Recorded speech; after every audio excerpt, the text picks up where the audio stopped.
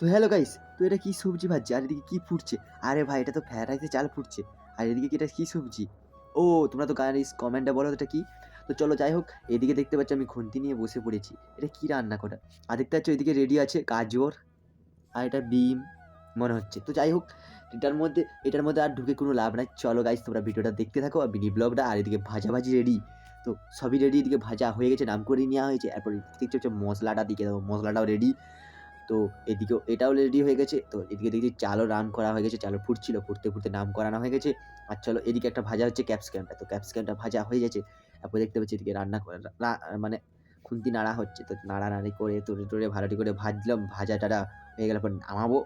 নামিয়ে তারপর পুরো মানে কীরকম হয়েছে তোমাদেরকে দেখাবো ঘুরিয়ে। তো চলো এটাকে তারপর নামানো যাক, জালটা হালকা কমিয়ে দিয়েছি, কমিয়ে দিয়ে নামাবো। চলো তারপর ফ্রাইড রাইসটা রেডি হয়ে গেছে, দেখতে পাচ্ছ রেডি হওয়ার পর কীরকম লাগিয়ে তোমাদেরকে দেখাচ্ছি। চলো গাইস।